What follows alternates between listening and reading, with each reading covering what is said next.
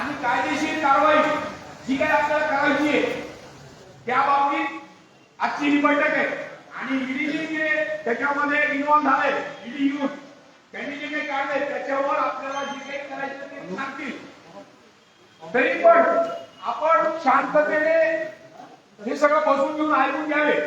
सुरुवातीला ही प्रस्तावनेमध्ये या ठिकाणी सर्व ठेवीदारांच्या वतीने विचार करून ऍडव्होकेट विचार करून यांचे या ठिकाणी स्वागत करतो। सगळ्यांनी स्वागत करावं। आज गोकुळाष्टमी आहे, आज श्रावणी सोमवार आहे। लक्षात घ्या, गोकुळाष्टमी आणि श्रावणी सोमवार हा एकत्र योग आलेला आहे। त्या एकत्र योगामध्ये श्रीकृष्णाने जसं चक्र फिरवलं तसं आपल्या सतीभाईंनी एक चक्र फिरवलेलं आहे। आज त्या दृष्टिकोनातून त्या चक्राचा आज आपल्याला वेध घ्यायचा आहे की आपले पैसे जे काही ज्ञानराजामध्ये आहेत, जे काही त्यांनी प्रॉपर्टी जमा केल्या, पोलीसवाल्यांनी जमा केल्या, ईडीवाल्यांनी जमा केल्या, त्याचा लिलाव करून तात्काळ विधानसभेच्या आधी आपल्याला हे पैसे मिळण्यासाठी हे चक्र आपण फिरवायला लागलो।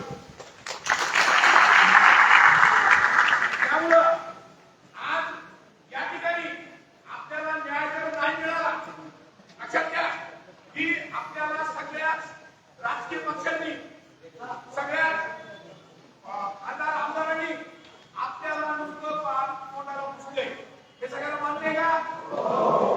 कारण त्यांनी फक्त बोलायचंय, असं बोलायचं मी करतो, परंतु त्यांच्या मतासाठी त्यांच्या ह्याच्यासाठी आपला वापर केला गेला लोकसभेला। बरोबर आहे का?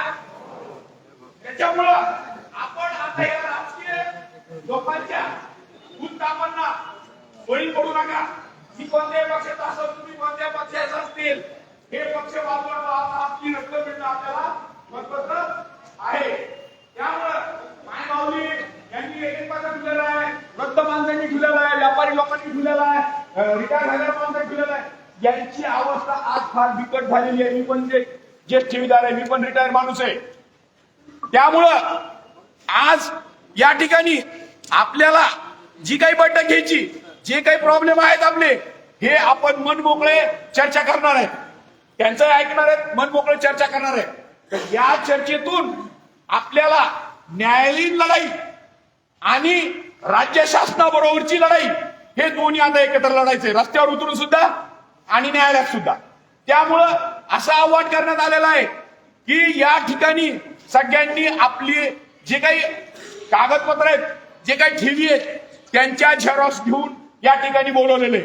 आणि या ठिकाणी प्रत्येकाने ज्यावेळेस ही बैठक होईल किंवा ह्या बैठक चालू असताना तुमचे मत नोंदवून जातील, त्यावेळेस आपण सिस्टीममध्ये व्यवस्थित ही सर्व नोंद आपण घ्यायला पाहिजे। ही नोंद घेऊन आपण इथून, कारण काय असतं, आता मला एक म्हणजे माझं ऑफिस आहे, हे अहो तुमचं ऑफिस आहे, तुमचे पैसे महत्वाचे असतील तर इथंच थांबलं पाहिजे, हे मान्य आहे का? बघा काय असतं, तुमचे पैसे अडकून तुम्ही ऑफिसची काळजी करायला रस्त्यावर तुम्ही येणार म्हणूनच त्या कुठे पावले आपले आपले काम आपण करत बसू आणि कुठे तिकडे मस्त पैकी पोलीसची जादारी करत, पोलिसाची जादारी करायला पैसा झाला आणि आपण वस्तू घेण्यासाठी। त्याच्यामुळं आता निर्णायक क्षण आलेला आहे। या निर्णायक क्षणाच्या वेळी आपण एक असं वज्र उडावू, जर शासनाने आपल्याला आचारसंहिता लागायच्या आधी, जर एक माझं मत आहे, आचारसंहिता लागायच्या आधी जर आपले पैसे जर ते देऊ शकत नसतील तर आपण प्रत्येक मराठवाड्यामध्ये प्रत्येक ठिकाणी आपले उमेदवार करू।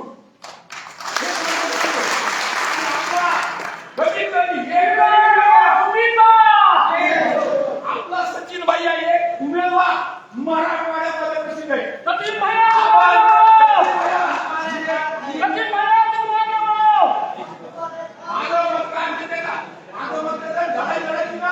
मग ज्यांनी नेतृत्व करून आजपर्यंत आपल्याला सगळं दिलेलं आहे, आपल्यासाठी लढलाय, त्याच्या उमेदवाराचा सुद्धा मी होणार आहे। आणि तो नाही म्हणतात सचिन, पण मी आपल्याला लढायचं असलं तर तुमचं मत हे बरोबर आहे का? माझं मत कसं झालंय, तो जरी नाही म्हणत असता, ऐकून घ्या, त्यांनी जरी आम्हाला स्वीकारलं तरी त्याचा फॉर्म भरणार आहे. सगळे याला तयार आहेत का बरोबर सांगा.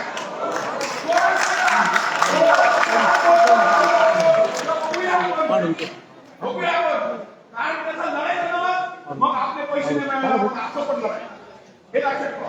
त्यामुळं आज या ठिकाणी आपण जे न्यायालयाच्या माध्यमातून जे लढणार आहोत आणि शासनाच्या माध्यमातून जे लढणार आहोत, सचिन भैया आणि विशाल कदम आढळले हे आपल्याला पुढे सांगतील. मी काही जास्त वेळ घेणार नाही. बरं, त्याच्यानंतर आमचे मित्र जिजाऊचे कुटुंब हे या ठिकाणी कुटुंब शेख या ठिकाणी 2 शब्द बोलतील आणि मग आपण या बैठकीला थोडक्यामध्ये ती बोलतील आणि या बैठकीला आपण सोडू.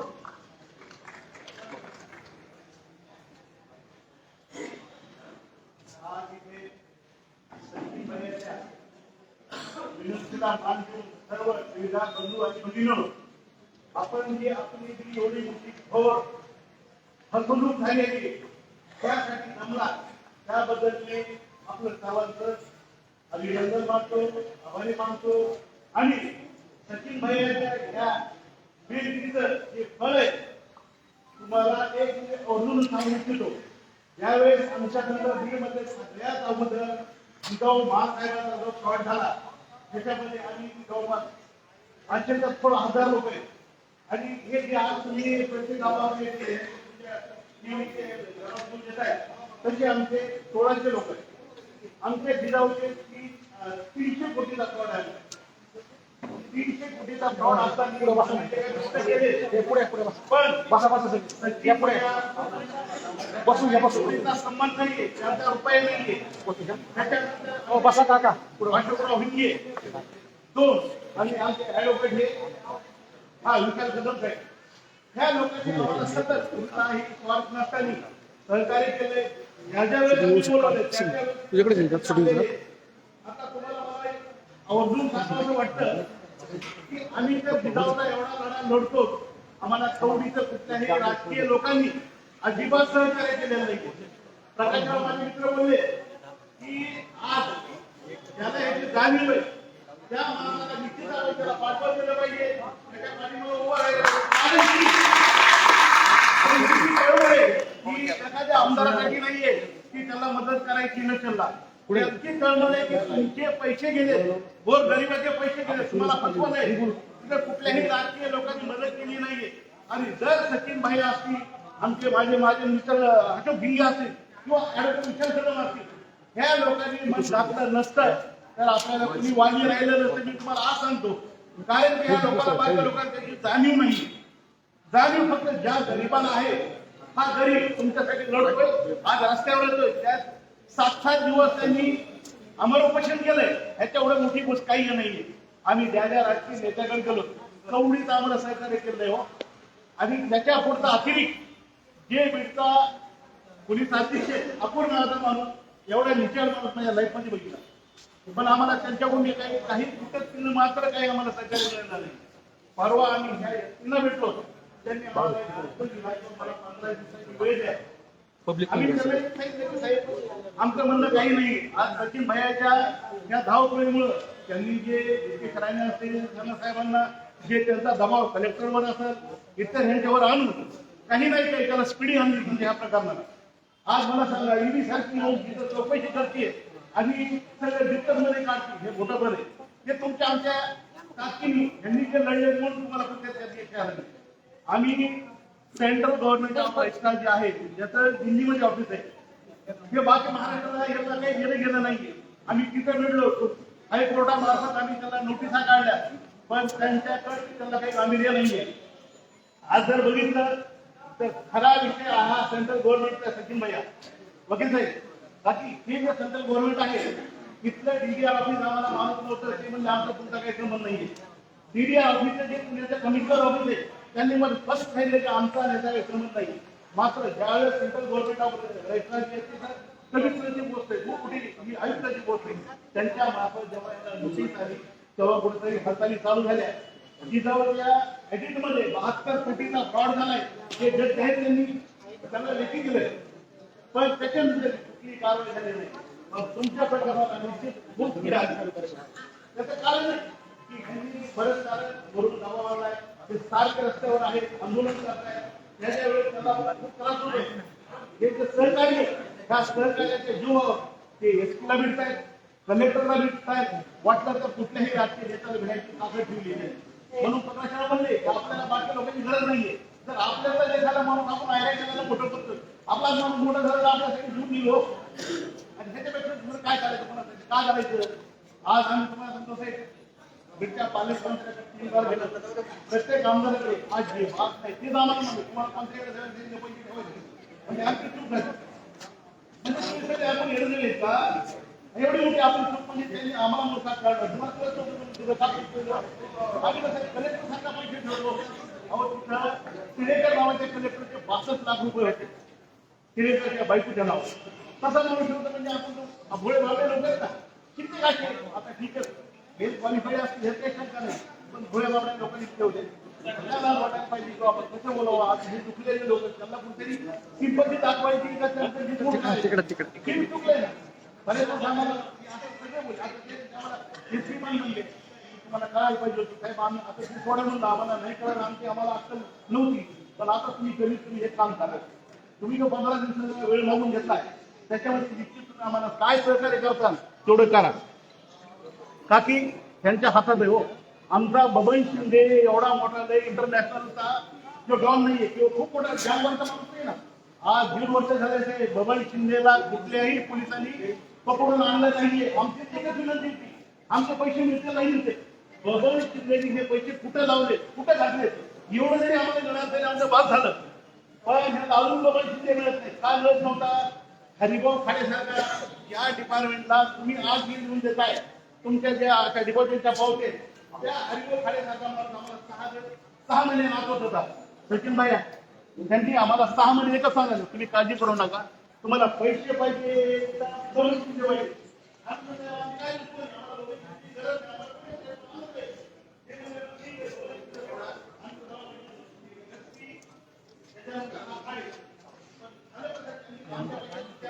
काढला ना.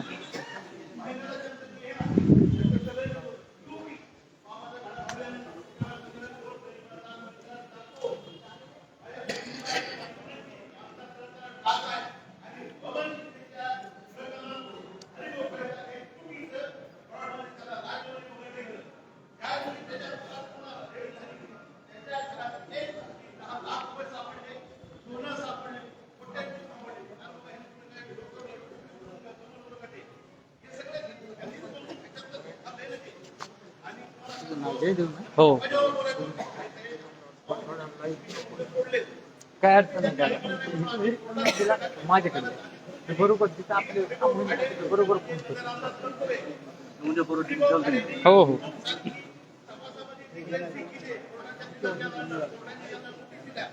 तरी पण अजिबात गांभीर्य नव्हतं, अजिबात मोजलं नाही. पण एक लक्षात ठेवा, त्यांच्या सगळं जे झालंय न्याय मिळाला आम्हाला, टिकट पैकी येतील जातील, पण त्याला निश्चितच त्याला धक्का बसलाय. हा कोणतरी गोरगरीबाचा तळ टाकला. म्हणून आम्हाला एक तुम्हाला विनंती करायची सगळ्याला, पैसे आज ना उद्या मिळतील. तुम्हाला त्रास होणारे, तुम्हाला सचिन भैयासारखा पाठीमागे एवढा घडामोड नेता आहे, तो गप्प बसत नाहीये. त्याची ताकद आहे सगळ्याला विडायची, त्याला पण सहकार्य तुमच्या लोकांनी करा. म्हणून आमची एक विनंती, मी महाजिजाऊच्या वतीने तुम्हाला सगळ्याला सांगतो, सचिन भैया असतील, आमचे अशोकराव असतील, अशोकरावांनी खूप आहे नाही, पण प्रत्येक वेळेस त्यांना फोन केला की विचार कुठं चालली केला, चालली कुठं मुंबईला, चालली कुठं औरंगाबादला, धावपळ केली. आणि कुठे कोर्ट मॅटर सांभाळणारा सगळ्यात महत्वाचा रोल असतो कोर्टाचा. का की कधी कधी पोलीस डिपार्टमेंट कुणाला मोजत नाही, रेव्हेन्यू डिपार्टमेंट कलेक्टर कुणाला मोजत नाही, पण ज्या वेळेस कोर्टाचा दंड आहे विशाल कदम आहे, त्यांनी जेव्हा सगळ्याला चाललं तर त्यांचे डोळे उघडते. म्हणून माझी सर्वांना विनंती आहे की आपण त्यांच्या पाठीमागे राहा, की जेव्हा जेव्हा तुम्हाला बोलवतील तेव्हा जास्तीच्या संख्येने हजर राहा. जेवढी तुमची स्ट्रेंथ दिसत, तुमची जेवढी बाजू मोठी दिसत, त्यावेळेस प्रशासन हल्लं जाते आणि प्रशासनाला जागवायला किंवा राजकीय लोकांना मोठ्या मोठ्या नेत्याला हलवायला तेवढंच पर्याय. आणखी येणारे इलेक्शन कबड्याच्या राज्याला काय झालं, राबड पोलीस आम्ही खूप 1.5 वर्षापासून बघतोय, कोणीही कुणाला आश्वासन देतात, खोटं बोलतात. त्याच्यामुळे माझी विनंती आहे की आपण एक काम करा, सचिन भाई असतील, आढळकर विश्वास कदम असतील आणि प्रकाश माझा मित्र प्रकाश मुंडेकर हे जे धडाडीने काम करतायत, आज त्यांच्या पाठीमागे राहिले तर निश्चितच तुम्हाला पैसे मिळणार आहेत. आमच्या पैशाचा व्याज 100% नाही, पण 50% तर आमची नीती आज फक्त आम्हाला कोर्टाचा आदेश यायचा आहे की बाबा एखादा एक प्रशासक नेमवा. प्रशासक नेमल्यानंतर ज्या प्रॉपर्टीज आहेत त्या प्रॉपर्टीज आहेत आपण त्या सील होतील, त्याच्या लिलाव होईल आणि पैसे मिळणार. कितीच गोष्ट फक्त त्यांच्या बरोबर राहिलं तरच आपल्याला कुठेतरी हे मिळेल. माझ्या सर्वांना विनंती की म्हणून माझे 2 शब्द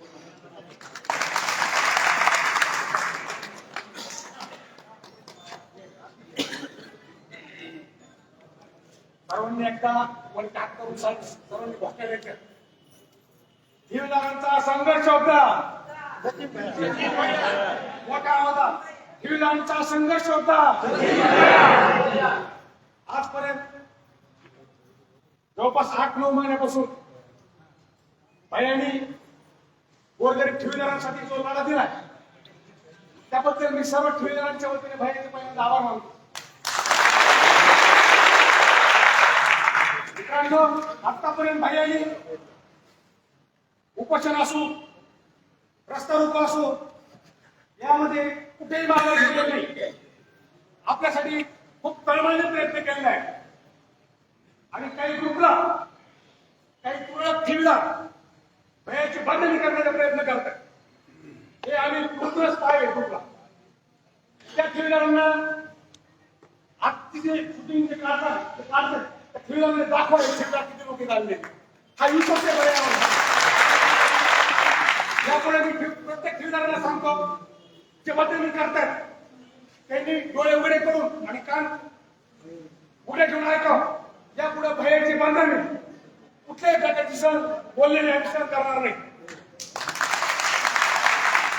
माझं विनंती आहे सर्व ठेवीदारांना, हे शेवटचं आंदोलन असतं. यापुढे आंदोलन होणार नाही.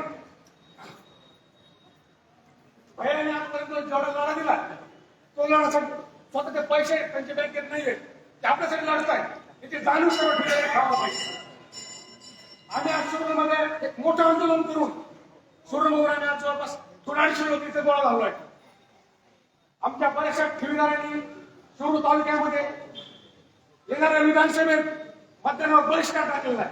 आम्ही कुठल्याही पक्षाला आम्ही मतदान करणार नाही. जो पक्ष आमच्या ठेवी म्हणून मदत करेल, आमचं पूर्ण मतदान त्या ठेवीदारांच्या त्या पक्षाच्या मार्गाने उमेदवार कोणी असो कोणी असो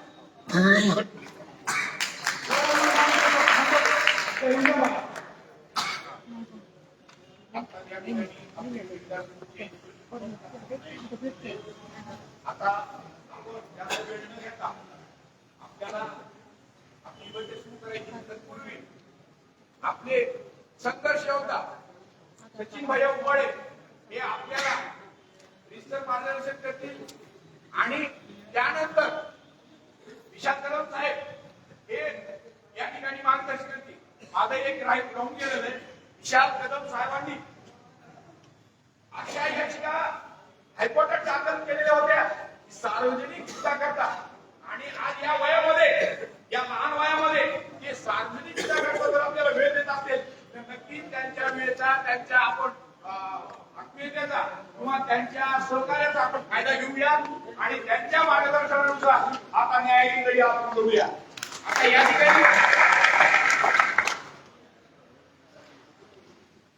या ठिकाणी आपल्याला मार्गदर्शन करतील सचिन भैया उबाळे.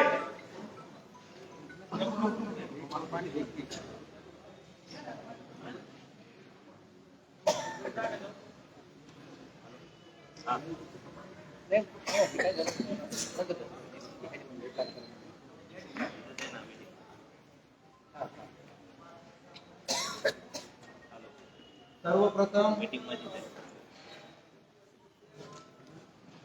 आज बीड येथे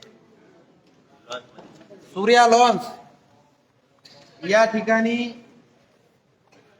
व्हॉट्सअप वरती टाकलेल्या एका मेसेज वरून आपण जो विश्वास आणि जी ताकद ठेवीदारांची ती दाखवून दिली, त्याच्याबद्दल सर्वप्रथम सर्व ठेवीदारांच्या चरणी मी नतमस्तक होतो.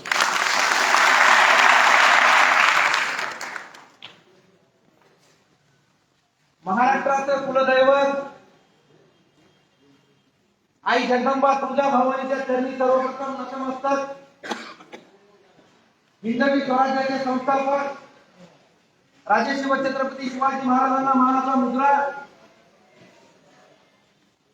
भारतीय राज्यघटनेचे शिल्पकार डॉक्टर बाबासाहेब आंबेडकर, क्रांतीसूर्य महात्मा फुले, आई जिजाऊ रमाई या सर्व महापुरुषांच्या विचारांना सर्वप्रथम विनम्र अभिवादन करतो. आणि या ठिकाणी मी सर्वात अगोदर एक सूचना तुम्हाला करू इच्छितो. आपले मोबाईल सायलेंट करा, आपापसामध्ये बोलू नका, कारण ही काही कुठल्या राजकीय पक्षाची सभा नाहीये, हा कुठेही चाललेला टाइमपास नाहीये. म्हणून हात जोडून विनंती आहे, आपापसामध्ये चर्चा करू नका. आणि सर्व ठेवीदाराच्या वतीनं आपल्या आजच्या या बैठकीला कायदेशीर मार्गदर्शन करण्यासाठी उपस्थित राहिलेले माझे मित्र आणि तुम्हा आम्हा पैकी एका ठेवीदाराचा मुलगा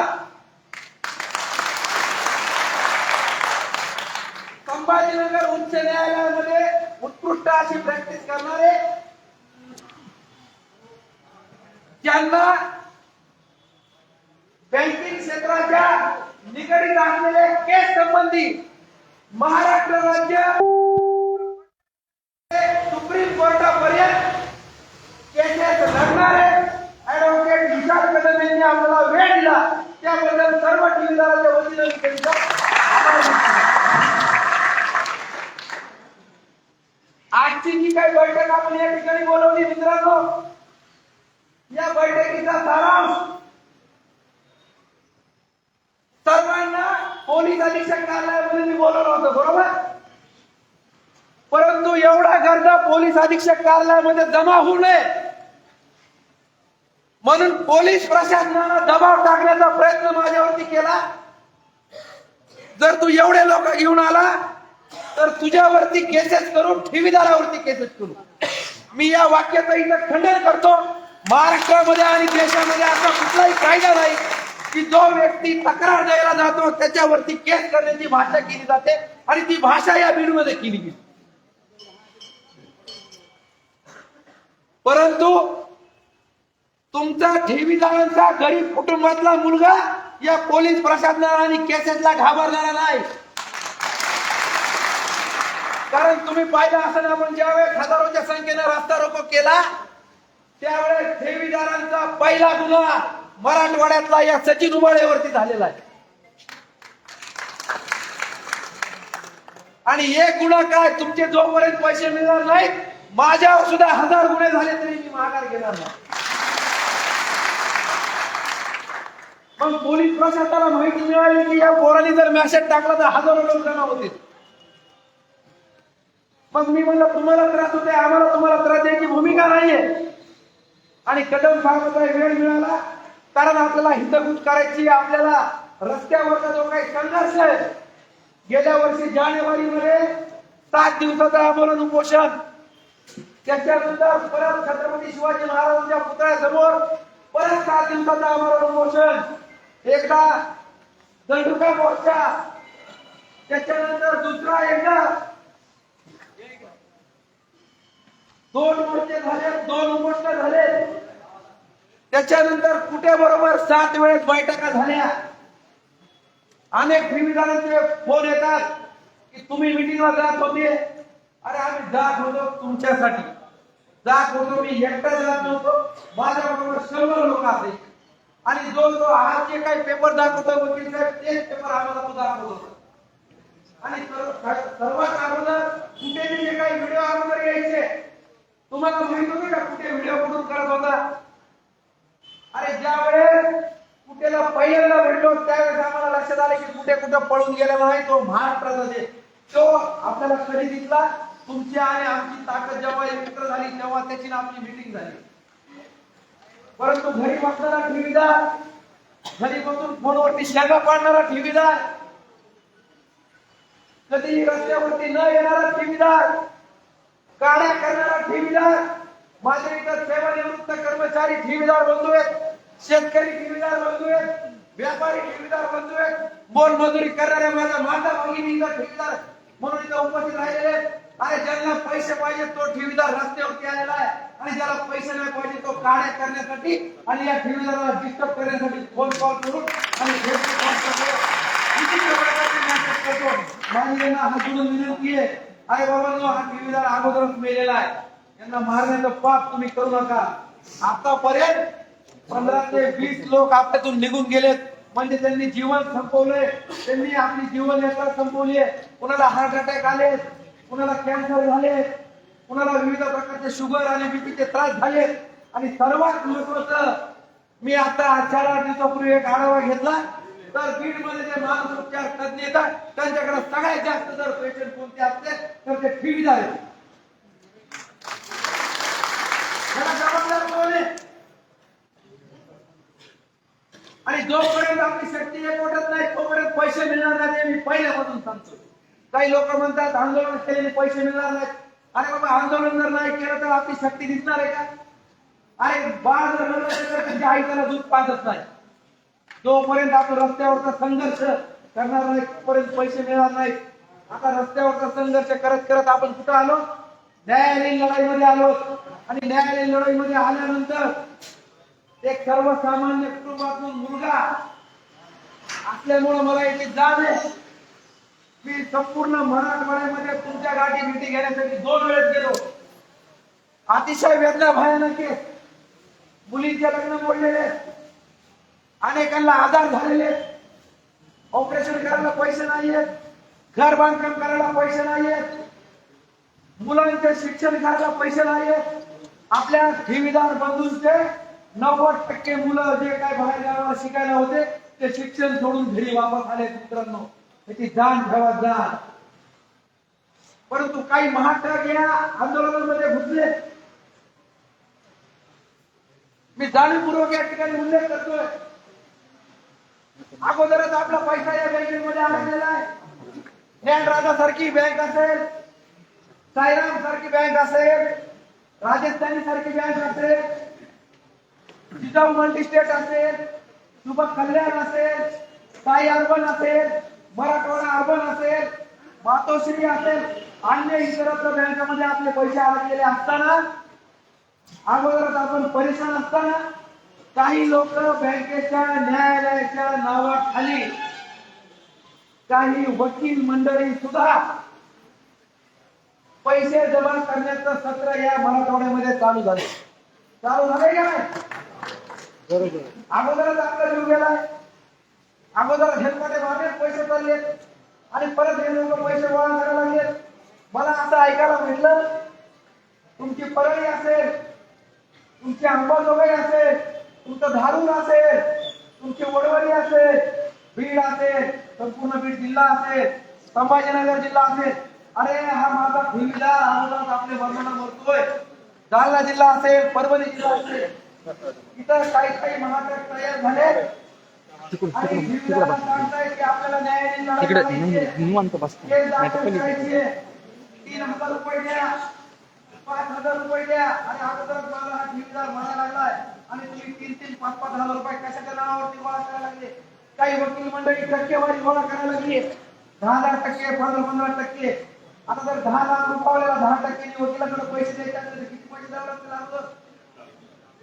कुठून आणणार माझा ठेवीदार? ही सगळी पार्श्वभूमीचा अभ्यास केला. माझ्या मित्राला फोन केला, त्यांना सांगितलं की तुमचे वडील सुद्धा ठेवीदार आहेत. माझी मोलमजुरी करणारी माता भगिनी ठेवीदार आहे. मराठवाड्यामध्ये अशी परिस्थिती निर्माण झालेली आहे. कुणी कुणाच्या नावाखाली पैसे लुटायचं काम चालू केलेलं आहे. ही सगळ्या परिस्थितीचा अभ्यास घेऊन वकील साहेबांशी चर्चा केली आणि त्यांना सांगितलं, साहेब मला जे काही मला डोळ्यामध्ये नंदना चालू झालाय तसा करायचा नाहीये. माझ्या प्रत्येक ठेवीदाराला वाटलं पाहिजे की माझा ऍडमिशन कोर्टात झाले आणि ते हायकोर्टात झालंय. ऍडव्होकेट कदम साहेबांनी सांगितलं की प्रत्येक ठेवीदाराचा अर्ज हा हायकोर्टामध्ये दाखल करण्याचं काम मी तुमच्यामुळे आणि या गरीब ठेवीदारामुळे करायला तयार आहे. तुमची जर या वकिलासाठी जर फीस असेल टक्केवारीमध्ये तर तुमचं आणि आमचं इथूनच राम राम. परंतु या माणसाला सांगितलं माझे वडील एका बँकेचे ठेवीदार आहेत, माझे वडील सेवानिवृत्त कर्मचारी आहेत, आज ते रात्रभर झोपत नाहीत, त्यांना आयुष्याची जबाबदारी त्यांची कुठे बँकेमध्ये. त्याच्यामुळे जो न्यायालयीन जो खर्च आहे फक्त न्यायालयीन खर्च 2000 4000 मी मागणार नाही. जो काही त्यांचा खर्च आहे त्यांच्या सांगते मी, मला तो खर्च तुमच्या स्वरूपामध्ये असावा. माझा ठेवीदार 1000-1200 रुपये द्यायला तुम्हाला तरी किती आहे, बरोबर आहे. प्रत्येकाचा अर्ज आपला हायकोर्टामध्ये असणार, प्रत्येकाचा 10 जणांचा मिळून नाही, 100 जणांचा मिळून एकाच्या नावावर नाही. प्रत्येकाला वाटतं ना की माझी स्वतंत्र केस असली पाहिजे. प्रत्येकाचा अर्ज घ्यायची जबाबदारी त्यांनी ज्यावेळेस घेतली आणि मला शब्द दिला त्यावेळेस मी त्यांना म्हणले की मी सगळे लोक बोलवतो आणि तुम्ही त्यांना कायदेशीर पद्धतीचं मार्गदर्शन करा. दुसरी महत्वाची गोष्ट, आज